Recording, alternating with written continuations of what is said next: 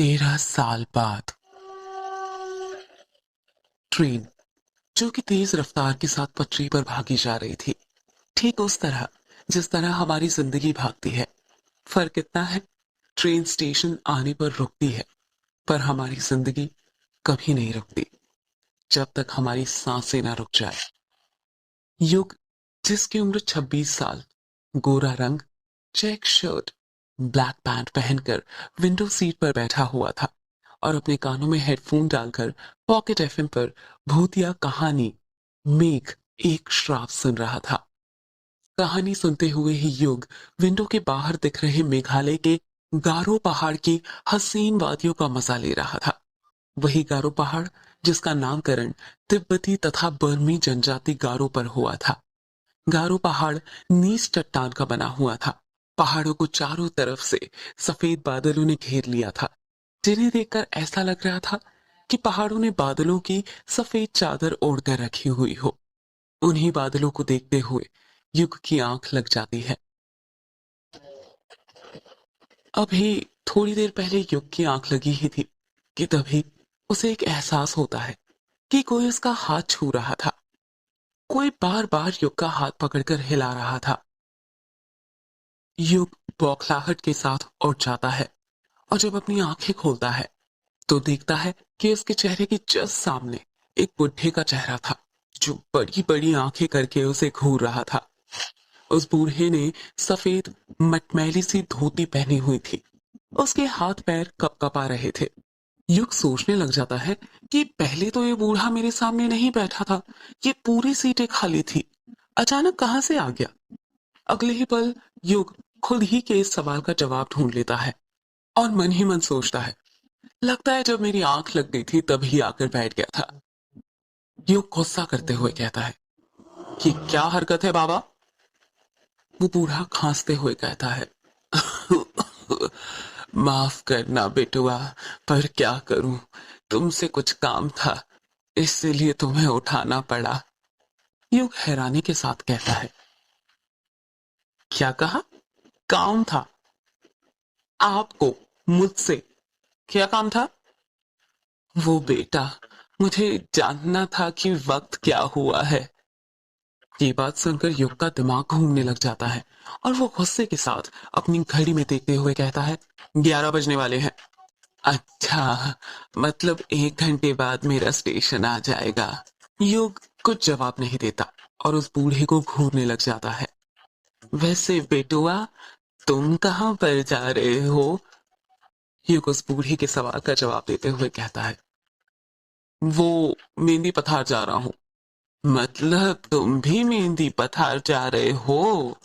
युग उस बूढ़े के सामने उंगली करते हुए कहता है, मतलब आप भी? हाँ बेटुआ, चलो अब सफर आसान हो जाएगा। जब कोई बात करने वाला मिल जाता है ना, तो सफर जल्दी कट जाता है। तुम मेहंदी पथार में कहाँ पर जा रहे हो? मेहंदी पथार से 5 किलोमीटर दूर है बंगला मुड़ा गांव, वहीं पर जा रहा हूँ। बंगला मुड़ा में तुम्हारे रिश्तेदार रहते हैं क्या? नहीं, बंगला मुड़ा गांव में तो नहीं, पर रोंग कामुचा गांव में रहते हैं। अरे, ये क्या बात हुई बेटा? जब तुम्हारे रिश्तेदार रोंग कामुचा गांव में रहते हैं, तो फिर तुम बंगला मुड़ा गांव क्यों जा रहे हो? इस सवाल को सुनकर युग खामोश हो जाता है। ऐसा लग रहा था जैसे उस बूढ़े ने युग की दुखती नब्ज पर हाथ रख दिया था, कुछ ऐसा पूछ लिया हो जिसका जवाब वो शायद अपने आप को भी नहीं देना चाहता था। बूढ़ा अपनी बात को आगे जारी रखते हुए कहता है, चलो नहीं बताना है तो मत बताओ। बंगला मुड़ा में कहाँ पर रुकने वाले हो बेटा? बंगला मुड़ा गांव के बाहर जो ग्रेवयार्ड कोठी पड़ती है ना, उसी में रुकने वाला हूँ। वो बूढ़ा हैरानी के साथ कहता है, वो अंग्रेजों के जमाने की कोठी जिसे कब्रिस्तान पर बनाया गया था? हाँ, वही ग्रेवयार्ड कोठी। पर वो तो पिछले 13 साल से बंद है ना? हाँ बंद है, पर अब नहीं रहेगी। मैं आज रात ही उस कोठी को खोल दूंगा। नहीं बेटुआ, ऐसा मत करना। तुम्हें उस ग्रेवयार्ड कोठी के बारे में नहीं पता क्या? क्या नहीं पता? आप साफ साफ कहेंगे, क्या कहना चाहते हैं? अगर तुम बचपन में उस गांव में रहे हो तो ये तो पता ही होगा कि यक्षिणी कृष्णोई नदी के पास भटका करती थी। युग उस बूढ़े की बात का कुछ जवाब नहीं देता है। वो गौर से उसकी बातों को सुन रहा था। वो बूढ़ा अपनी बात को आगे जारी रखते हुए कहता है, तुम्हें पता है, उस यक्षिणी के एक नहीं, दो ठिकाने थे। पहला कृष्णोई नदी और दूसरा ग्रेवयार्ड कोठी। युग हैरानी के साथ कहता है, क्या कहा? ग्रेवयार्ड कोठी? हाँ, ग्रेवयार्ड कोठी।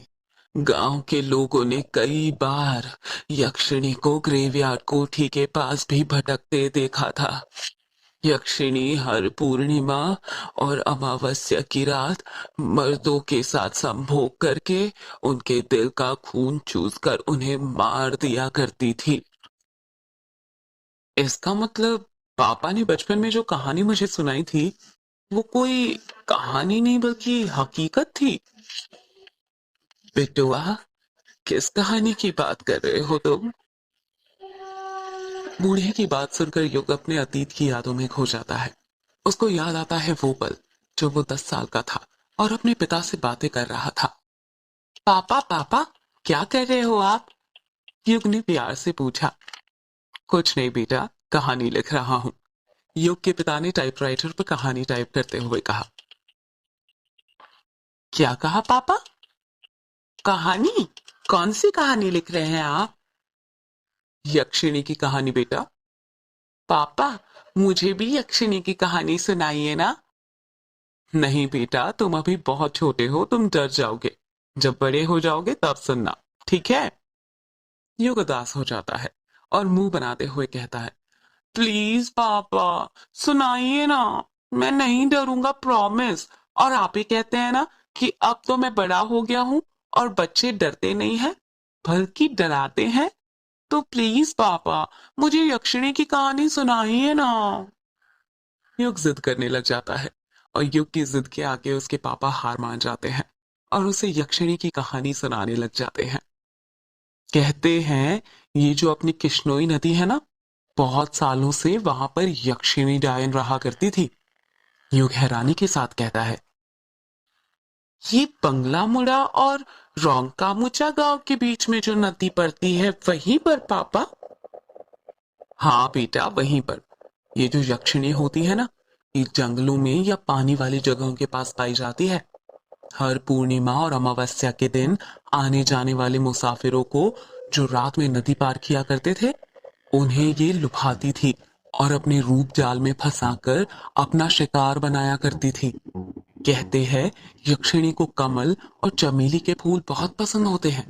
वो हमेशा उसे अपने पास रखा करती थी।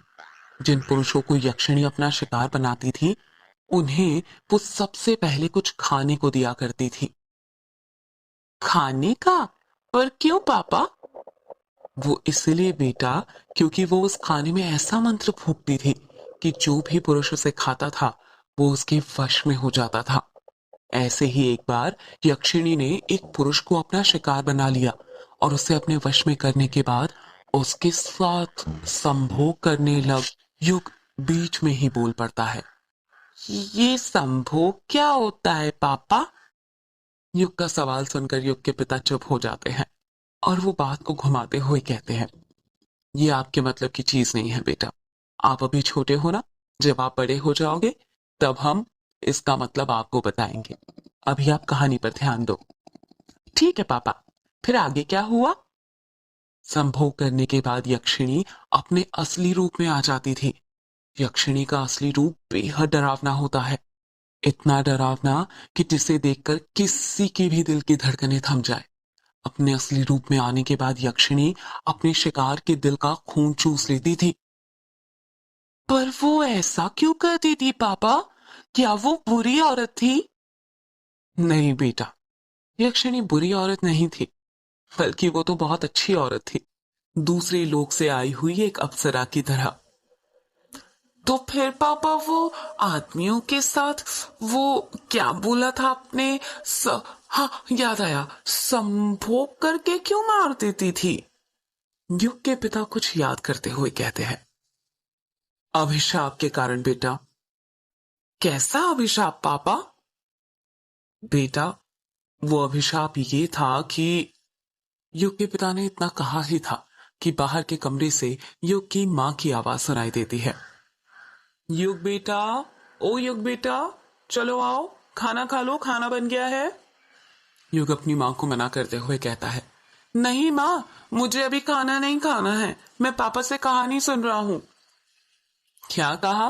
कहानी सुन रहे हो? तुम्हारे पापा को कहानी लिखने और सुनाने के सिवा और कुछ आता भी है? जब देखो दिन भर कहानी लिखते रहते हैं। खुद तो बिगड़े हुए हैं ही, तुम्हें भी बिगाड़ने पर तुले हुए हैं। चलो जल्दी आओ खाना खाने, मैंने खाने की थाली बना ली है तुम्हारे लिए।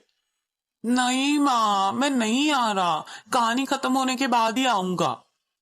क्या कहा? नहीं आ रहे? लगता है मुझे ही आना पड़ेगा। रुको, अभी बेलन लेकर आती हूँ, तभी तुम मानोगे। पायल की बजने की आवाज सुनाई देने लग जाती है। ऐसा लग रहा था जैसे युग की माँ युग के कमरे की तरफ आ रही हो।